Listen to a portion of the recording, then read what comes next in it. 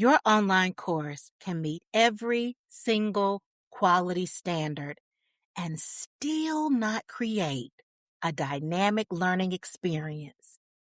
This I know is true. During my first 2 years of teaching online, I followed the rubric I had been given.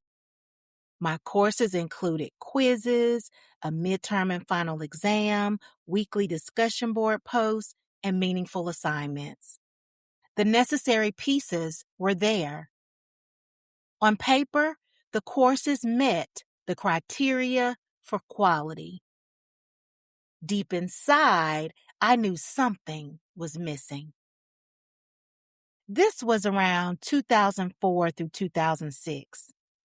I was new to distance learning, but I was not new to curriculum and instruction. I had already cultivated dynamic learning environments in elementary classrooms and had even facilitated professional development for elementary school teachers. I had a master's in curriculum and instruction, so I knew how to make learning purposeful, engaging, enjoyable, and appropriately challenging. But now that I was teaching online, not on land and sea, as I often jokingly refer to traditional teaching, the experience felt different. Many of my students were completing course requirements, checking off all the boxes, but I wanted them to experience a satisfying learning journey. I wanted them to enter the virtual classroom and sense that someone had thoughtfully considered how they would encounter the content, practice new skills, receive guidance, and connect with other people. My students were prospective teachers. They deserved the same care and intention I had brought to every lesson, learning center, and special experience I designed for younger students. You see, I realized that college students need love too. They should not suffer through less thoughtful design simply because they were now in higher ed or because the course was online. That realization changed the question I was asking. Instead of asking, what must I put in this course? Or, let me see, did I fulfill the rubric criteria?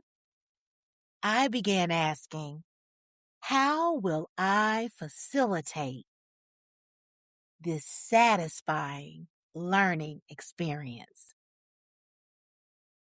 Through 19 years of online teaching, facilitation came to include 4 major areas: mode of delivery, instructional elements, guidance practices, and community connections. Today, we will examine all 4. And by the end of our time together, you will walk away with a concrete facilitation blueprint for one of your courses and 4 possible ways to strengthen the online learning experience before you teach it again. Welcome back to Reflective Reset Sundays. I am Dr. Kellie Alston, and this is the 5th experience in our 8-week guided reflection series for college faculty. In our last reflection, we considered how communication shaped the student experience.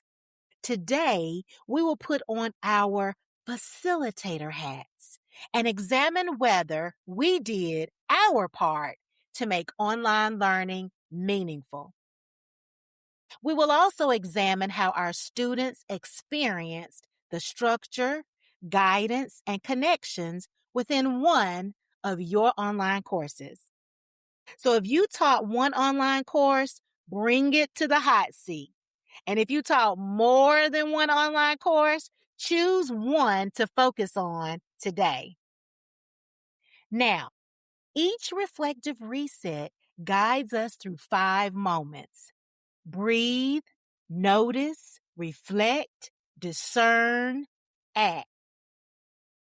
First, we breathe so we can pause, focus, and become present, ignoring all distractions. Then we notice what happened before rushing to explain it. We reflect on what the experience may mean, discern what deserves our attention, and act by choosing one intentional next step. For this session, you may use a journal, 2 blank sheets of paper, or the Reflective Reset Companion. If you use the companion, we will be on pages 13 and 14. If you don't have a copy of the companion but you want one, it's a 24-page guide. Download it at bit.ly/reset companion. The link is also in the description. We will use one of your blank sheets of paper to create a 1-course FACE facilitation blueprint, because you've come to know that I love a good old graphic organizer. Before we examine the course, let us breathe. Find a comfortable position. Allow your hands to rest. Lower your shoulders and relax your jaw. If it feels comfortable, place both feet on the floor. We will take 3 slow breaths together. Inhale for 4 counts, pause gently, and exhale for 6. Let us begin. Inhale, 1, 2, 3, 4. Pause gently. Exhale, 1, 2, 3, 4, 5, 6. Again, breathe in, 1, 2, 3, 4. Pause. Release the breath slowly. 1, 2, 3, 4, 5, 6. One final time. Inhale. 1, 2, 3, 4. Pause gently and exhale. 1, 2, 3, 4, 5, 6. Allow your breathing to return to its natural rhythm. We begin with the breath because reflection asks us to slow down enough to see our experiences clearly. A longer, intentional exhale can help us settle and create a little more space between what we notice and how we respond. You can return to this practice before teaching, reviewing student work, or making an instructional decision. A few slow breaths may help you approach the moment with greater clarity. Let's talk about facilitation. It is my top 4 favorite teaching topics. To facilitate means to make an action or process easy or easier. Let me say that one more time. To facilitate means to make an action or a process easy or easier. In teaching, facilitation does not mean lowering standards, diluting the curriculum, or allowing students to succeed with minimal effort. In teaching, facilitation does not mean lowering standards, diluting the curriculum, or allowing students to succeed with minimal effort. It reflects a particular mindset about how people learn and a commitment to creating the conditions in which they can engage in rigorous work successfully. You know how we like to talk about rigor in higher ed. Wink, wink. A facilitator does not make learning less challenging. A facilitator makes the path to learning clearer. When you are a facilitator, you use your expertise to make complex ideas accessible, meaningful, and applicable. You anticipate where a novice may struggle. You break difficult concepts into understandable parts and offer the guidance students need until they can move forward with greater independence. The rigor remains. The unnecessary confusion does not. Most of us can recall a professor who was known for how many students failed or for teaching the most difficult course in the program, and not because the learning was intellectually demanding in a productive way. The course felt more like an endurance test. Students struggled to grasp the concept or any of the content or develop the required skills, sometimes leaving the experience ashamed and questioning their own ability to learn. Yet expertise in a discipline and the ability to facilitate learning are not the same. A masterful accountant may struggle to help a novice understand accounting. A brilliant computer scientist may make an introductory IT course feel impenetrable. A gifted writer may know the craft inside and out, but be unable to help students strengthen their writing or develop an appreciation for literature. Subject matter expertise establishes what you know. Facilitation determines whether students can meaningfully learn from what you know. Those instructors may have possessed impressive knowledge, but in those moments, they were not functioning as facilitators. That's not the experience you want to create. If you're like me, you want students to encounter a learning journey that's rigorous, worthwhile, and transformative. You want them to master the content, certainly, but also to develop confidence, competence, and the capacity to apply what they have learned. Creating that kind of journey requires more than delivering information. It requires a facilitator's mindset. Likewise, an online course may be organized and still not be facilitated well. All the folders can be labeled, every due date can appear on the calendar, yet students may still encounter a mode of delivery that doesn't support them, disconnected learning activities, limited guidance, or interactions that never develop into meaningful relationships. That's why I do not view facilitation as one teaching behavior. It is the way 4 areas work together. Number 1, mode of delivery shapes when and how students participate. Number 2, instructional elements shape how learning is built. Number 3, guidance practices determine how the whole student is supported.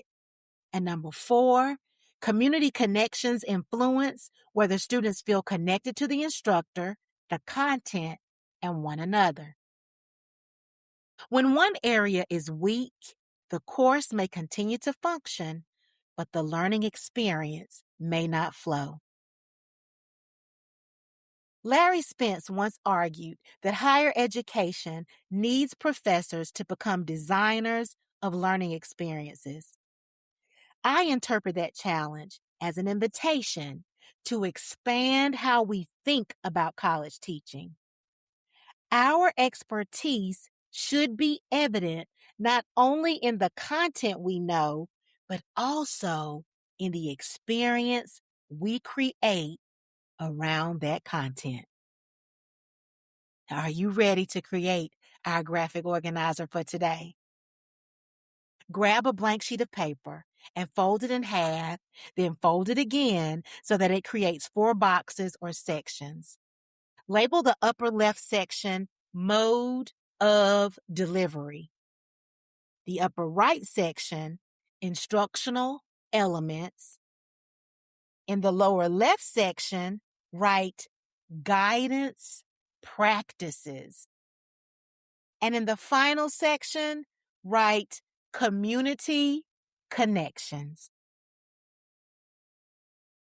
The space in each section will be used to leave room for one observation and one improvement during our mini reflections. We'll have 4. Now, remember that course that I asked you to select? All right, you have that course in your mind or before you on your computer? Great. We're going to move through each section together. Please do not try to redesign the entire course during this session.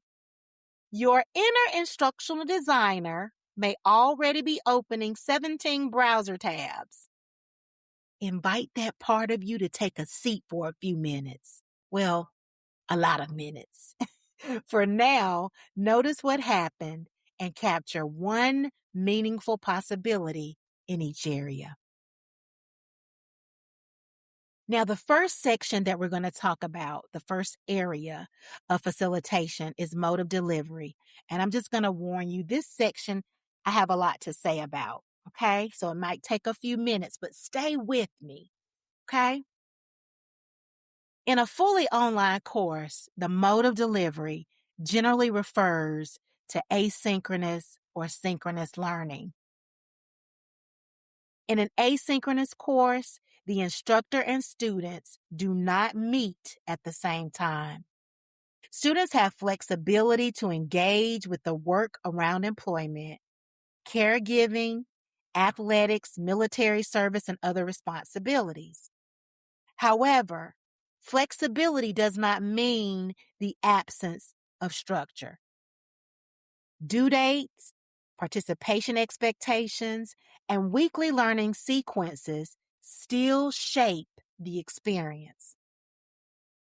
Asynchronous learning also requires considerable self-direction. When the course rhythm is difficult to recognize, flexibility can quickly become disorientation. Now, synchronous learning brings the instructor and the students together in real time. Shared sessions can provide structure, immediate feedback, cooperative learning, and opportunities to strengthen communication, collaboration, and problem-solving skills. Their value, however, is not simply that everyone logged in at the same time. Because if students spend the entire session watching us and listening to us speak, we have created a lecture without using what the live environment makes possible. And that's active learning. And yes, I hear you thinking about those good old Zoom feelings of Zoom fatigue. It's real, and we want to avoid that. And I understand that that's why some people don't like synchronous courses. But a meaningful mode of delivery supports the learning outcomes while acknowledging what the format really requires from students.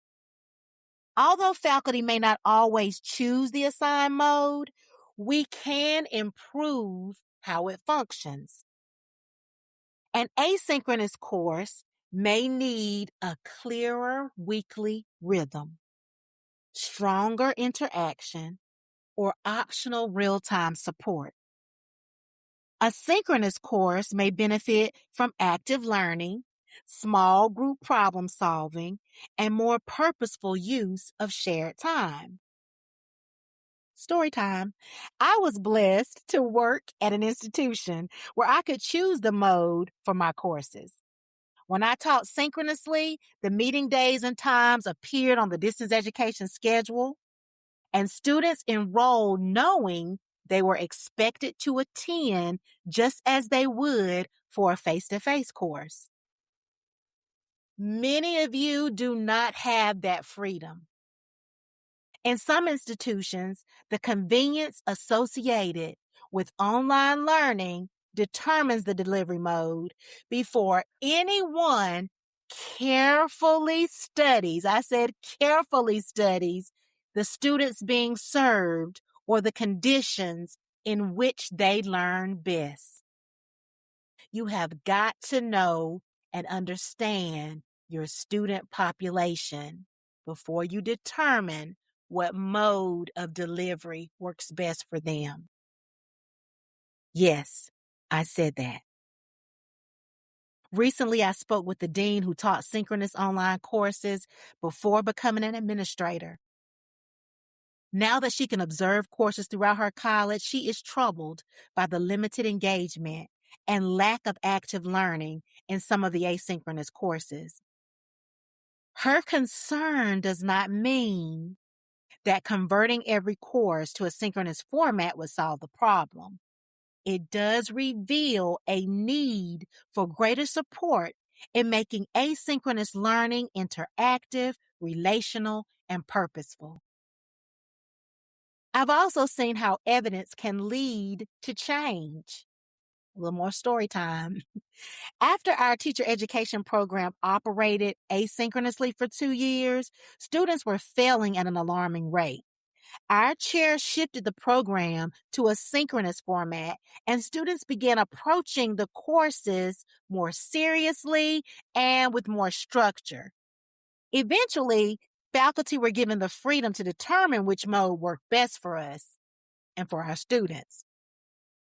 The lesson is not that one mode is inherently better, although I love synchronous delivery of instruction. But delivery should be an intentional decision informed by the learning outcomes, the student population, and the evidence the course produces. In any given academic year, I taught 10 courses, 4 in the fall, 4 in the spring, 4 different courses in the spring, and 2 in the summer.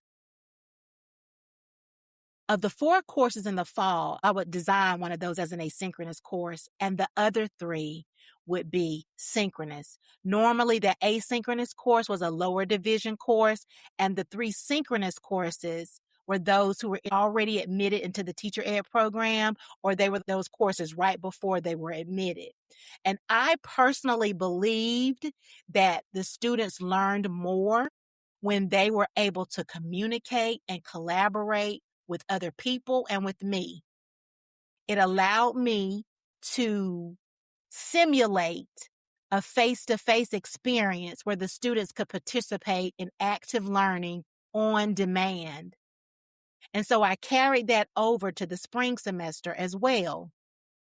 In the summer, the courses were asynchronous for good reason, right? People are doing whatever they're doing in the summer. But I also, depending on the course, incorporated a synchronous component to that for those students who wanted that. It wasn't mandatory, but I offered different times during the week where we could have live group sessions. And those students who wanted to attend those could attend. So that's what I mean when I say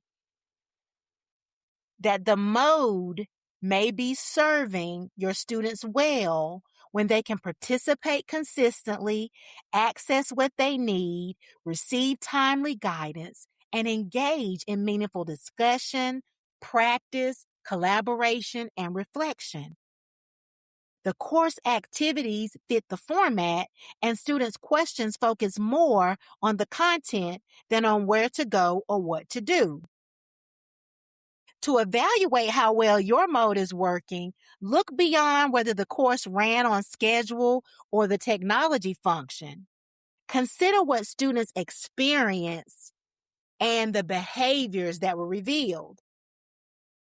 Red flags might include repeated absences, frequent requests for recordings or alternative meeting times, passive live sessions, unfinished or rushed work, disappearing students, difficulty coordinating group activities, or recurring confusion about course logistics. That was a list, wasn't it? Those patterns do not automatically mean students are unmotivated. They may indicate that the balance of structure, flexibility, access, interaction, and support needs to be reconsidered. That is why facilitation matters. When you document patterns in participation, performance, persistence, and engagement, you create evidence that can guide your own decisions and, when necessary, support a larger institutional conversation. I told you that section was long, wasn't it? But now it's time to reflect. Go to the mode of delivery area of your blueprint. Write an A for asynchronous or an S for synchronous in the center of the section. Then ask yourself, where did my mode of delivery support student participation and learning? And where did it create an avoidable barrier? Record one way the mode supported students, one avoidable barrier it created, and one change that could reduce that barrier without compromising the learning outcomes. Take 60 seconds for this mini reflection.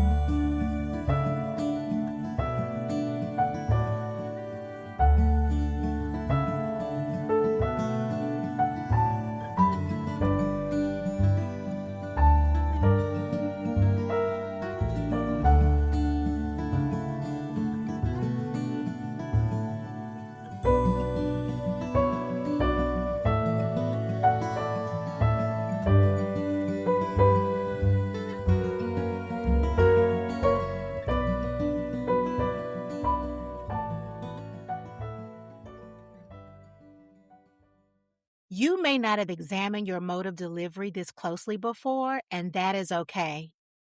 If your reflection revealed a change you can make, move forward with it. If that change requires administrative support, begin the conversation.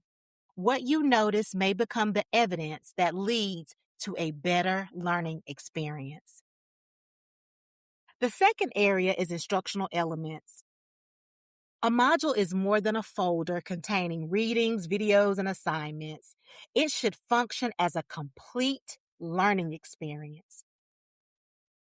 I organize that experience around 5 instructional elements: learning outcome or outcomes, assigned reading, video or audio instruction, independent practice, and community engagement.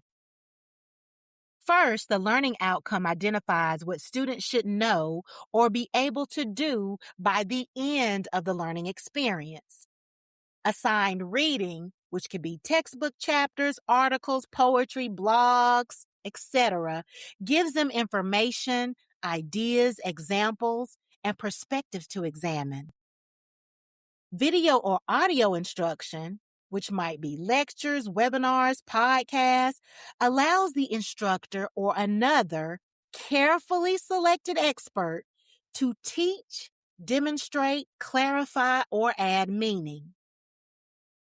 Independent practice gives students an opportunity to work with what they are learning before or while they are asked to demonstrate mastery. For example, I created an activity that can be assigned in any course called Webinar, Watch, and Write. Students did not simply watch a webinar or a long-form video and hope the important ideas stayed with them. They followed a guide, a template that directed their attention to key information, recorded what they noticed, and submitted their thinking. The organizer turned passive viewing into purposeful, independent practice. Community engagement allows students to build understanding with other people when interaction serves the outcome. It may include a discussion forum, a course blog, or personal or class journal. Anything that allows students to interact engagingly and meaningfully, because interaction is not meaningful merely because students have been instructed to respond to 2 or 3 classmates, if you know what I mean. Now, that's a topic for another day, but I just had to say that. The key is alignment. Every element should help students move toward the learning outcome. Therefore, if an activity does not contribute to that movement towards practice and then mastery, it is simply occupying space in that module as busy work rather than facilitating meaningful learning. Think of instructional elements as the GPS of the learning journey.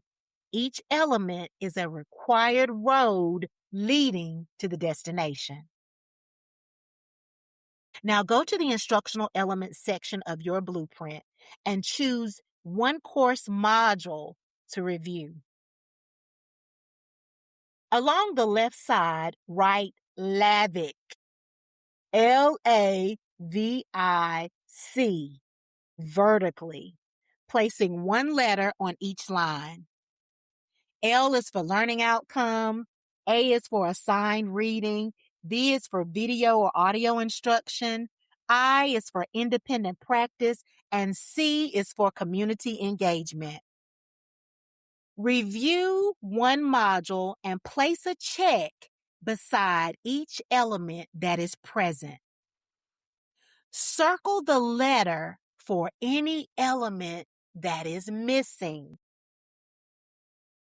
Now, consider these questions. Did the instructional elements work together to support the learning outcome? Where does the alignment need to be strengthened? Record one specific improvement you can make. Now take 60 seconds for this mini reflection.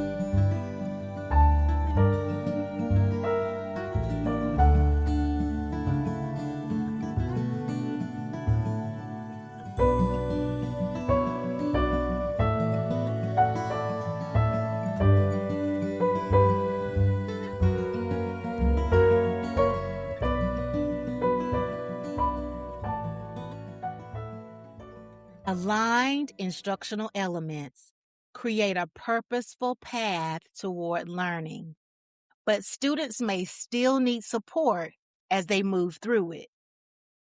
That brings us to our third area, implementing guidance practices, where we consider how to recognize students' needs and guide the whole student toward progress. Guidance practices reach beyond organizing content and activities. Guidance practices are what make your students feel seen, understood, and supported. Students do not enter our courses as blank slates waiting to be filled. They bring goals, doubts, responsibilities, habits, strengths, fears, traumas, and emerging professional identities. Effective facilitation recognizes that learning may require more than another explanation of the content. I use 5 categories to consider how I'm guiding students. The first is academic guidance. This may include virtual office hours, assignment support like study halls, study strategies, or an instructor tip of the week that helps students break a complex task into manageable parts. The second is inspirational guidance. Encouragement is not a substitute for instruction, but it can help students believe that continued effort is worthwhile. In my courses, I used audio messages, student affirmations, and weekly tips to speak to confidence, organization, and mindset. The third category is referral. Students may need the writing studio, counseling services, accessibility support, tutoring, technology assistance, or another campus resource. A link buried in the syllabus is not always enough. When we notice a need, we can point students toward the appropriate support and explain how it may help. The fourth is personal development guidance. Sometimes a student's next learning barrier involves time management, self-awareness, communication, organization, or the ability to recognize personal strengths. These areas may not appear in the official course outcomes, but they influence whether students can achieve them. The fifth category is career-focused guidance. You can help students connect the course to professional associations, networks, roles, expectations, and opportunities within the field. This guidance helps students see that the course belongs to a larger, more extended journey. Supporting the whole student does not mean becoming the student's counselor, solving every problem, or removing personal responsibility. It means refusing to watch a student continue toward a preventable academic crash when one timely suggestion, one resource, or conversation could help redirect the journey. Guidance also makes teaching more meaningful. Students begin to experience our expertise not as information that we possess, but as wisdom we are using to help them develop. Now go to the guidance practices section on your blueprint. Review the 5 guidance practices on the screen.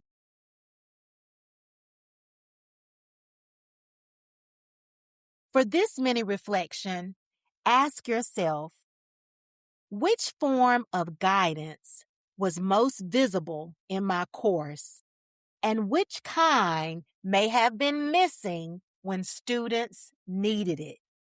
Be honest with yourself. Name the strongest form of guidance you provided and then select one of the 5 categories you want to strengthen. Let's reflect for 60 seconds.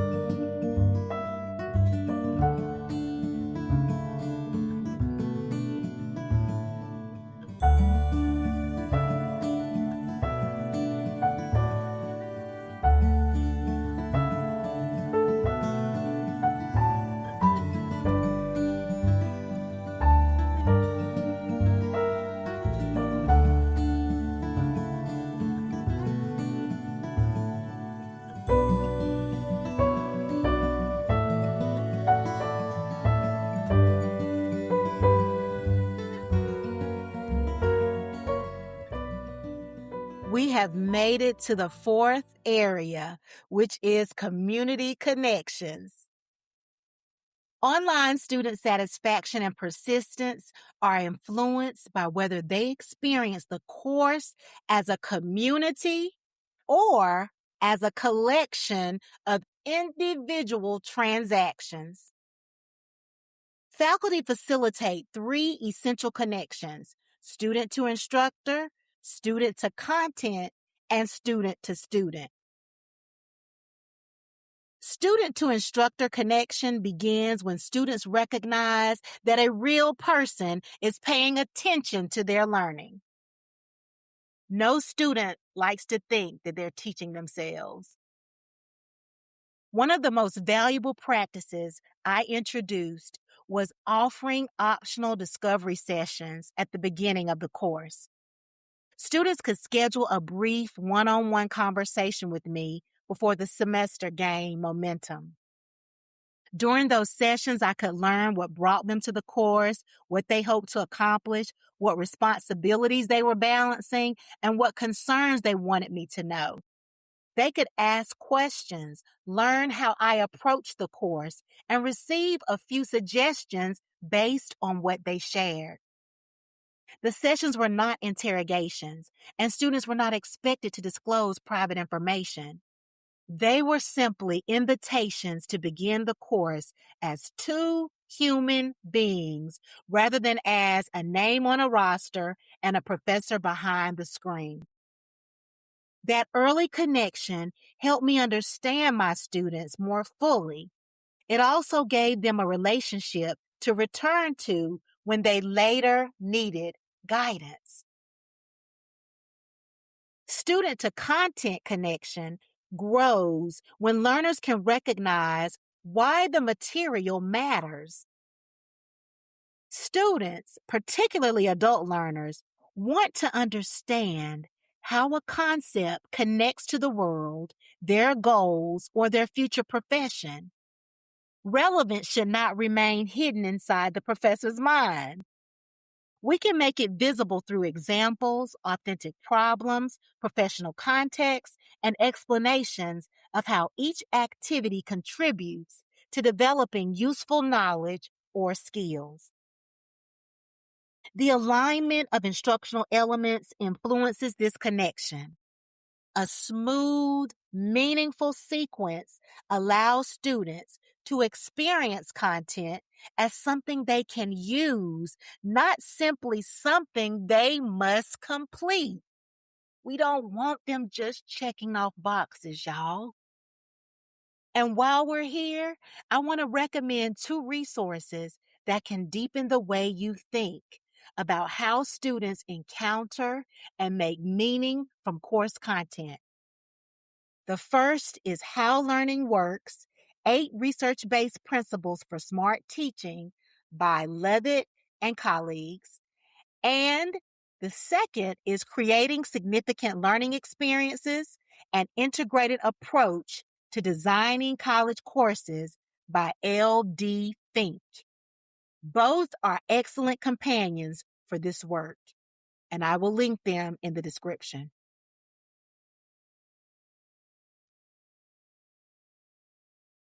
Last but not least, student-to-student connection requires more than placing students in the same mundane discussion forums. It requires creative and innovative methods that strengthen community relationships. On the screen, I am sharing now 3 alternatives to mundane discussion board forums. Take a look.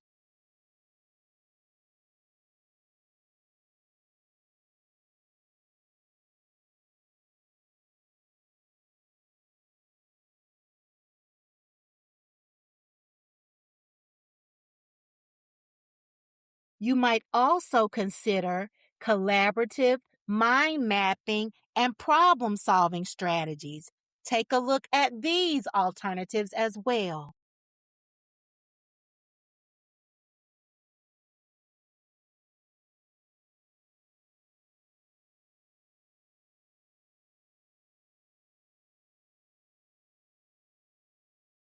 The bottom line is that it's almost 2027 at the time of this recording.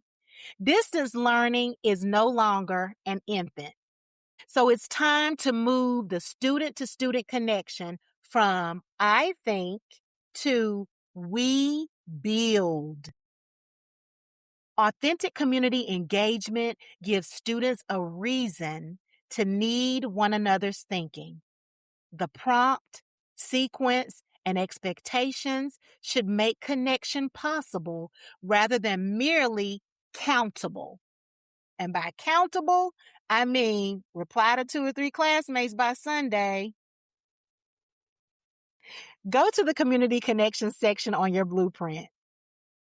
Down the left side, vertically write S2I. So that's a capital S, the number 2, and a capital I. That stands for student to instructor. S2C for student to content. S2S for student to student. For this mini reflection, ask yourself, which connection was strongest in my course and which one needs more intentional facilitation? Identify the strongest of the 3 connections, then name one practice that could strengthen the connection requiring more attention. Let's take 60 seconds.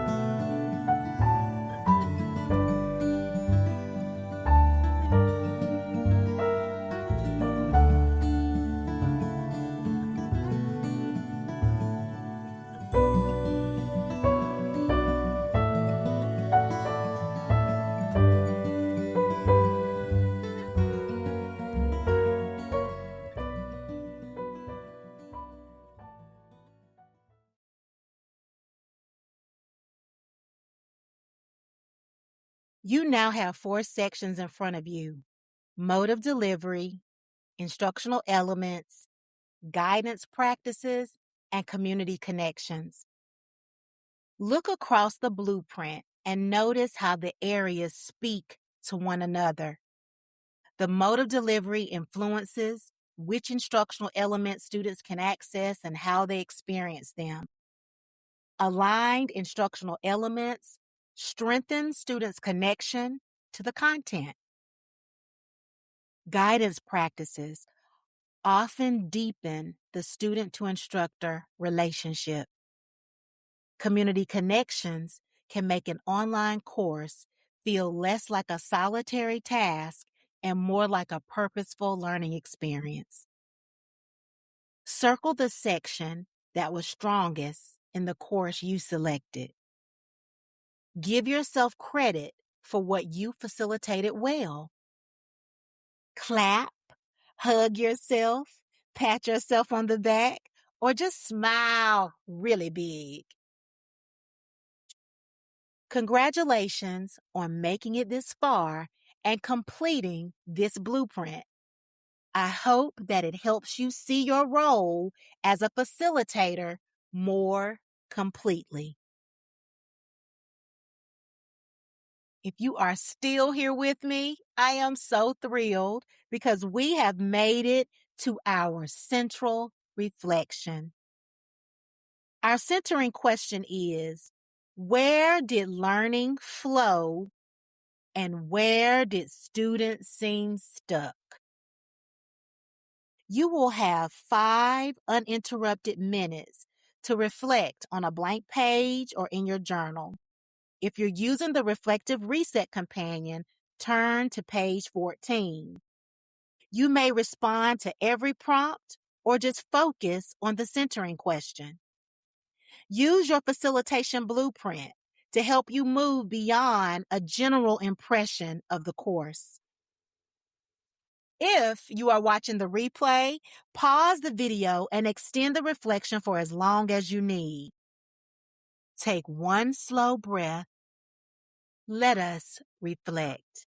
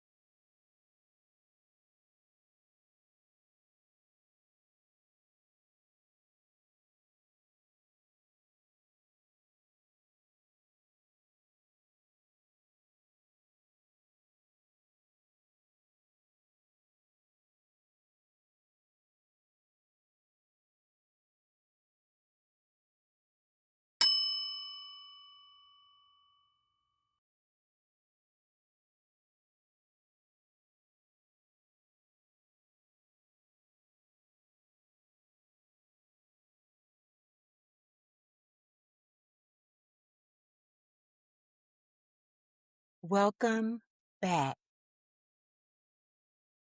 Read what you wrote without grading it.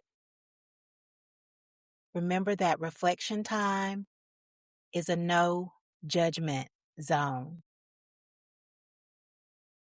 Return to the 4 improvements on your facilitation blueprint.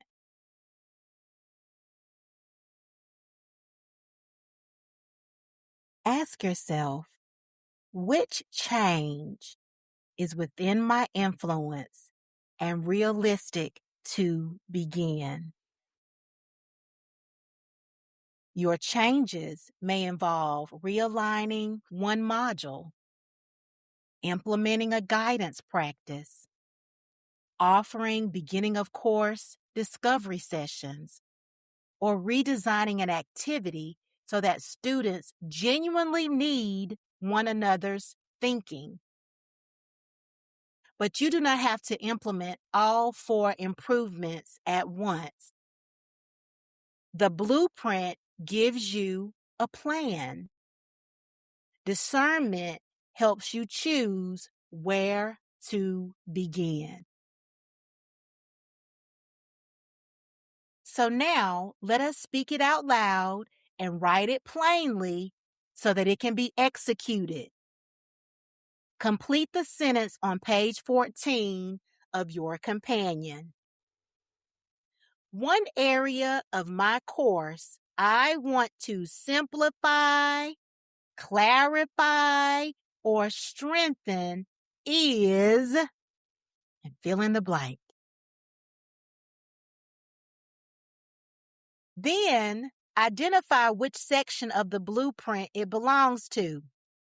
Mode of delivery, instructional element, guidance practices, or community connections. Write the first action you will take. That's all I'm asking you to do. Just one, a little bite-sized piece, a little small step. Keep it specific enough to begin and meaningful enough to affect the student experience. Let's take about 15 seconds for this one.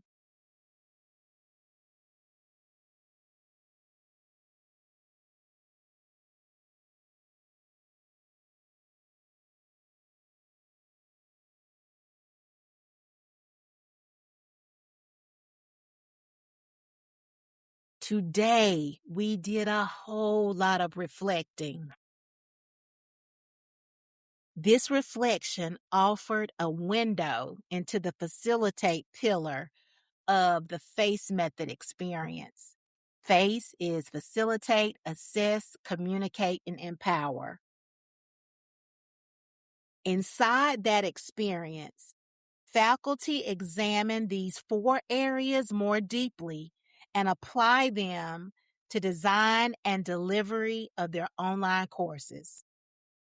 If you want support creating learning that's easier for access, more fulfilling to facilitate, and more significant for your students, you can learn more about the FACE method experience at virtualgoji.com. The link is also included in the description. As always, I want you to know that reflection can reveal what needs to change, but carrying that insight alone can make the work feel heavier than it has to be. The WIRE community is a professional third space beyond the workplace where academics reflect and connect through shared experiences. It is a place to pause, process, and recharge with people who understand the complexity of this work. Consider becoming a member of this brand new community. You can learn more at bit.ly/The Wire Community. In our next reflective reset, we will explore assessment as information. We will look beyond grades and consider what student work revealed. Until then, Remember this, a master facilitator is not just a subject matter expert, but one who intentionally designs a learning journey where students are guided through it and connected to it. That's from yours truly. When we facilitate with intention, the course can become more enjoyable for students and more fulfilling for us. That's what it's all about. I'll see you at the next reflective reset.